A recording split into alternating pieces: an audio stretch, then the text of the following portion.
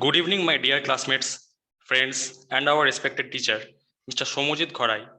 Myself, Sheikh Fardin Hossain, belonging to the Electronics and Communications Department of MCKV Institute of Engineering.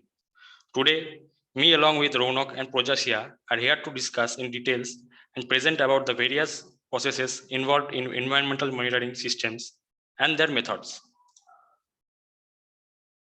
Now let me introduce the other two contributors of this presentation, Ronak Mondal and Projasia Manna. What you see in this slide are the various topics we are about to discuss today. So what do we mean when we talk about our environment? In simple words, environment means anything that surrounds us. It can be living or non-living things.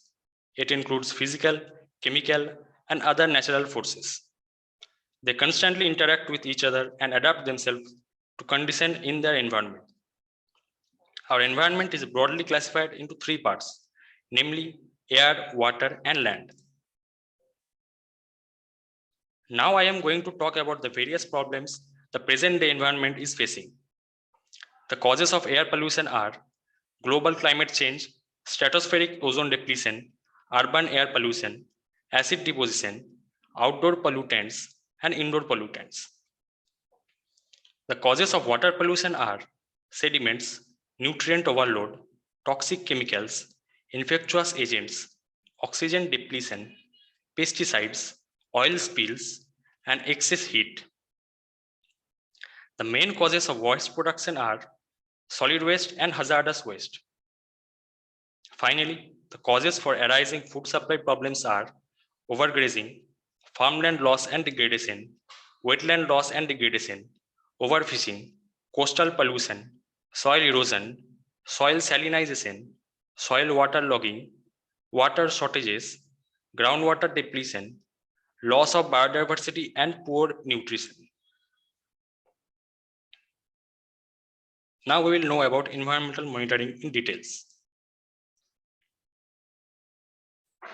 Monitoring of the environment may be undertaken for a number of reasons. In general, monitoring is done in order to gain information about the present levels of harmful or potentially harmful pollutants in discharges to the environment, within the environment itself, or in living creatures that may be affected by these pollutants.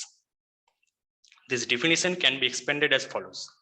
Monitoring may be carried out to assess pollution effects on man and his environment in order to identify any possible cause and affect the relationship between pollutant concentration and health effects, climate changes, etc.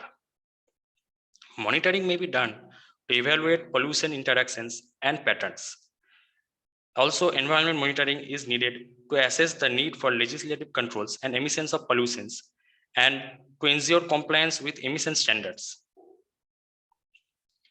The various methods of environmental monitoring are measurements with the help of ground sampling, model-based monitoring, and lastly, satellite-based monitoring.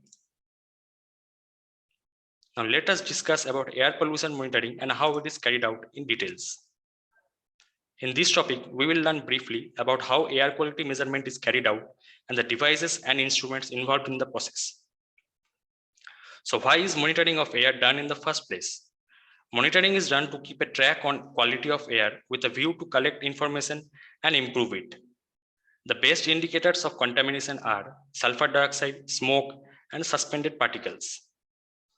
These are monitored on a daily basis and the results are collected by a central agency. Sulfur dioxide is a major contaminant in urban and industrial areas, which is measured by colorimetry, conductivity, colorimetry, and amperometry. Here you can see some images of the various instruments involved in the measurement processes stated earlier.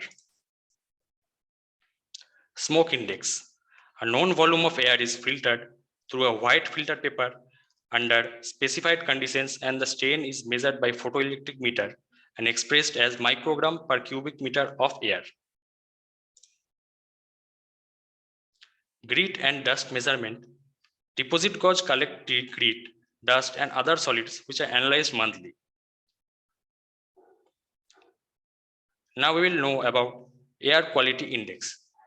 So what is air quality index? It is an index that is a numerical value or ratio derived from a series of observations for reporting daily air quality. It tells us how clean or polluted our air is and what associated health effects might be a concern for us. Air Quality Index, calculated for 5 major air pollutants regulated by the Clean Air Act, are ground level ozone, particle pollution, which is also known as particulate matter, carbon monoxide, sulfur dioxide, and nitrogen dioxide. Now, we will know about the importance of satellite imagery in monitoring air quality. So, satellite remote sensing provides complete and synoptic views of large areas in one image on a systematic basis due to the good temporal resolution of various satellite sensors. Satellite remote sensing can monitor many pollutants simultaneously. It has the capability to monitor in real time and provides continuously rapid monitoring. The different satellites used in mapping air pollution are Earth resource satellites such as Landsat, Spot, ZY3, meteorological satellites such as NOAA satellites, GOES satellites, etc. Radar satellites such as CSAT, ERS-12, JRS-12, and RadarSat. Here you can see some images of a Landsat-1, which is an Earth resource satellite, a NOAA satellite, which is a meteorological satellite, and a RadarSat satellite, which is a radar satellite as the name suggests. Now let's know about the various ways by which air pollution can be prevented and controlled. The WHO has recommended the following procedures for the prevention and control of air pollution. Contaminant, that is prevention of escape of toxic substances into ambient air by using techniques like enclosures, ventilation, and disinfection of air. Replacement, replacing a technological process causing air pollution by a new process that does not. For example, usage of unleaded petrol. Dilution, it is valid so long as it is within the self-cleaning capacity of the environment. The establishment of green belts between industrial and residential areas will control the air pollution to some extent. Legislation. Air pollution is controlled in many countries by suitable legislation. For example, Clean Air Act legislation covers such matters as heights of chimneys, powers to local authorities to carry out investigations, research and education concerning air pollution, creation of smokeless zones, and enforcement of standard ambient air quality. In the year 1981, the Government of India has enacted the Air Prevention and Control of Pollution Act to decrease air pollution. International actions, the WHO established an international network of laboratories for the monitoring and study of air pollution. The network consists of 2 international centers at London and Washington, 3 at Moscow, Nagpur, and Tokyo, and 20 in various other parts of the world. These centers will issue warnings when and where necessary. Now I will invite my friend and another contributor to this presentation, Mr. Ronak Mondal, to talk about water pollution monitoring and its effect on the environment. Thank you. Thank you, Fardin. So we'll learn a lot about air quality monitoring from the part covered by Fardin. Now I will give an overview on water pollution monitoring. Water quality is affected by materials delivered to a water bodies from either point or non-point sources. Point sources can be traced to a single sources such as pipe or a ditch. Non-point sources are diffuse and associated with the landscape and its response to water movement. Land use and management or other human and natural activity on the watershed. Agriculture, industrial, and urban areas are anthropogenic sources of point and non-point source substance. Major factors affecting water quality in water bodies across the landscape are suspended sediments turbidity, algae that is chlorophyll catenoid, chemicals that is nutrients, pesticide metals, dissolves organic matter, thermal releases, aquatic vascular plant, pathogens and oil. At first, I will talk about the various effects of water pollution on the environment and on human.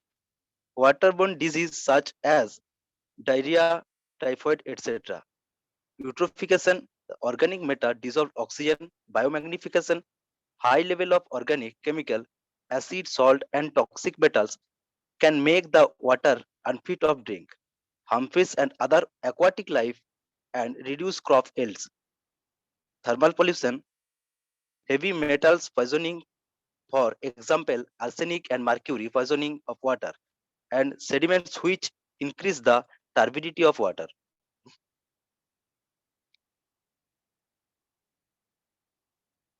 Now, let's know about the sources of water quality monitoring. Apart from the monitoring of pollutants in liquid effluents, sampling may be carried out in river, lakes, estuary, and the sea in order to obtain an overall indication of the water quality. For rainwater, groundwater, and runoff water, particularly in the urban environment, to assess the influence of pollutant sources. At point where water is taken for supply to check its suitability for a particular use, using sediments and biological sample in order to assess the accumulation of pollutants and as indicator to pollution. Apart from the measurement of chemical and physical parameters, the quantitative or qualitative assessment of aquatic flora and fauna is often used to give a holistic view of the presence or absence of pollution and will recognize the relationship exist between the abundance and diversity of species and the degree of pollution. This is often used to assess the cleanliness of what natural fresh water, which is known as biological monitoring.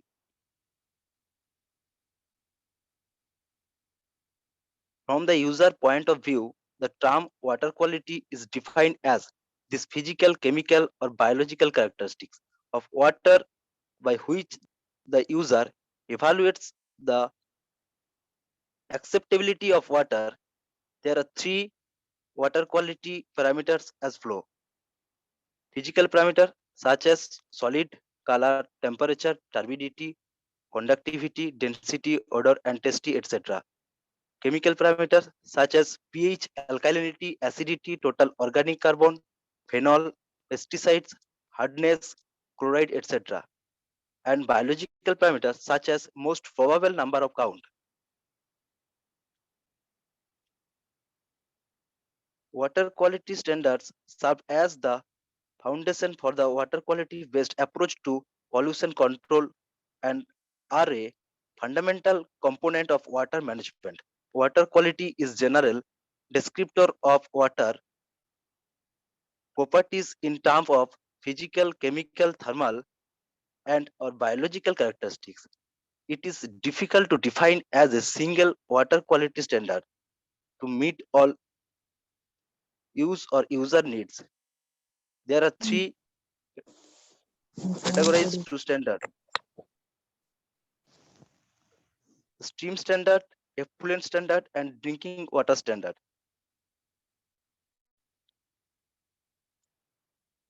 The overall application of RS and GIS in water resources sector can be broadly categorized as flow, snow and glacier mapping and monitoring, irrigation water management, flood disaster monitoring, forecasting and management, water quality monitoring, watershed management, groundwater prospecting, and environmental impact assessment.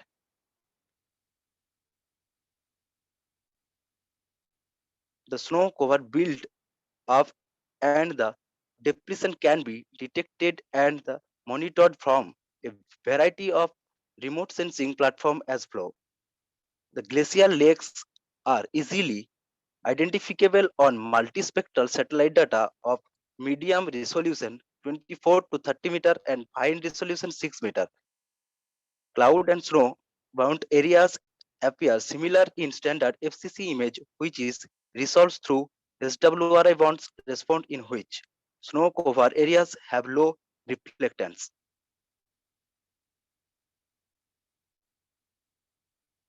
Now we know about the methods of monitoring flood and control.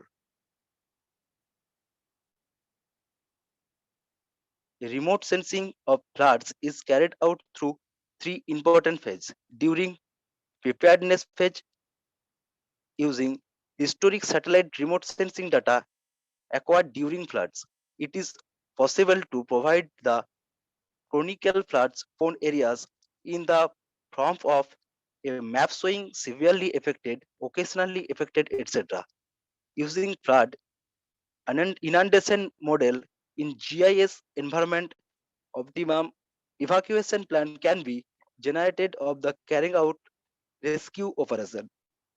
During floods, a map showing the special extent of the flood affected area, flood damages, statistics like district-wise flood affected area, submerged crop, Maroon village, and length of submerged road and rail can be provided. Satellite data can be used at regular interval for updation of the flood condition during mitigation phase.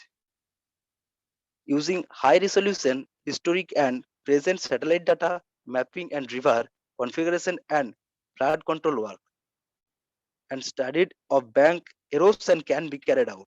Using multi-data satellite data, it is possible to demarcate and drainage congestion area in the chronic flood prone area. Flood hazard and risk zone map can be generated using multi-year satellite data acquired during floods. Now I will invite my friend and the final contributor to this presentation, Ms. Fojasia Manna, to talk about soil pollution monitoring and its effects on the environment. Thank you. Thank you, Ronak. So we learned about water quality monitoring from the part covered by Ronak. Now I will talk about the last and final topic of this presentation, soil pollution monitoring.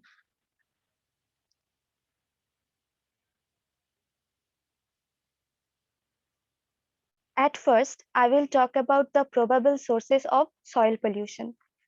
Soil may become polluted in a number of ways. They are disposal of urban solid wastes, modern agriculture practices, disposal of industrial waste over land, subsurface disposal of toxic wastes, deforestation leading to soil erosion, nuclear fallout and disposal of nuclear wastes, waterlogging, and soil salinity, soil acidification, biological agents, and other anthropogenic activities such as mining. Some potentially harmful substances, such as mercury or lead, are naturally present in soil, but at concentration which are not normally deleterious. Some activities, however, can cause elevated levels of these compounds. For example, mining may cause soils to be contaminated by metals, and the dumping of solid waste inland will invariably introduce a wide variety of pollutants to the soil. On the other hand, there are compounds which do not occur naturally, and their presence in soil and sediments is due to entirely to man's activities. These substances include pesticides, particularly the organochlorine compounds such as DDT.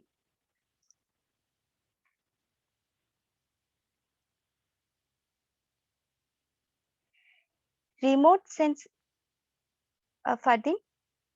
Okay. Remote sensing technique has reduced field work to a considerable extent, and soil boundaries are more precisely delineated than in conventional methods. While mapping the soil using remote sensing, the stereo data is highly useful in identification of different landforms, which have got close relationship with soil associated with them. This stereo data from pan cameras aboard enable the delineation of physiographic units and soil maps derived therefrom in a better way.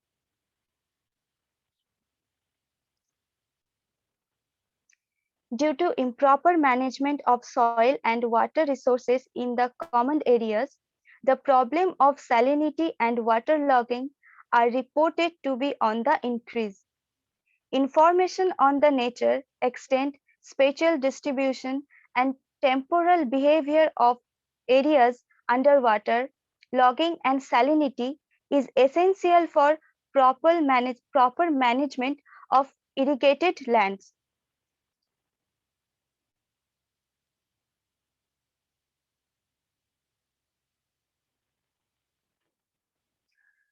Quantification of soil is an important application that several researchers attended using GIS. The general approaches include a rule-based approach where several parameters that influence the soil loss are weighted and summed to assess the final index to rate whether or not a particular area is eroded. In another approach, the absolute values of the model area derived from maps and the soil loss is calculated using a physical or an empirical model. This method gave the physical quantity of soil loss. Some important parameters which influence the soil loss are slope, vegetation cover, soil erodibility, rainfall quantity and intensity, and soil conservation and management factor.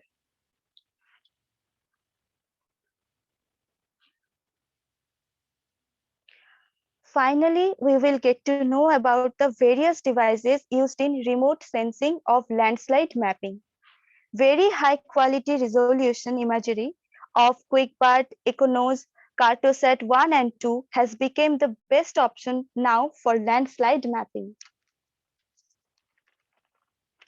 The remote sensing approaches of landslide inventory mapping include shaded relief images produced from LIDAR, light detection and ranging DEM, and SAR, synthetic aperture radar interferometry.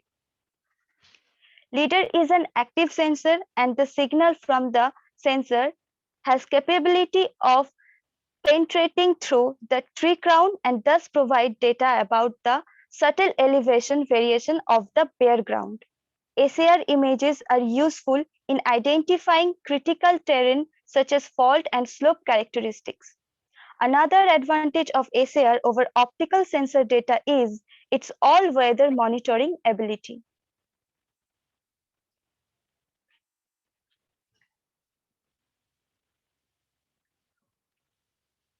We will conclude this presentation with a brief overview and environmental monitoring and its necessity.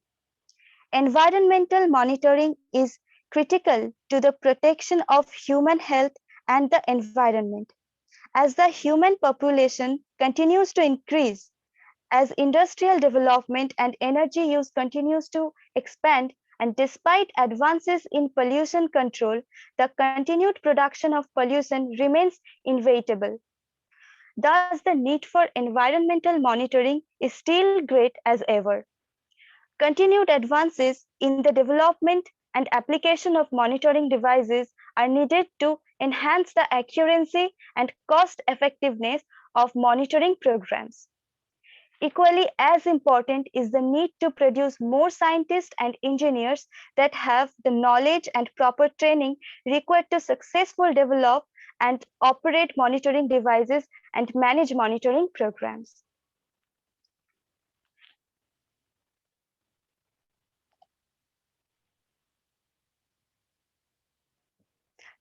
We would like to express our gratitude towards our teacher, Mr. Somojit Kharai, for his immense support, guidance, and encouragement.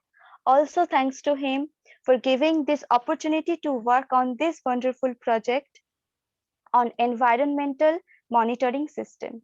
Finally, we would like to thank our parents and our fellow friends for this support and encouragement, which helped us a lot to complete this presentation. The main source of information for this presentation was Wikipedia. The softwares that were used in the process are Canva and Adobe Photoshop. Thanks again to all of you for being good listeners and a kind audience. Thank you, sir. Okay. Okay. Cool.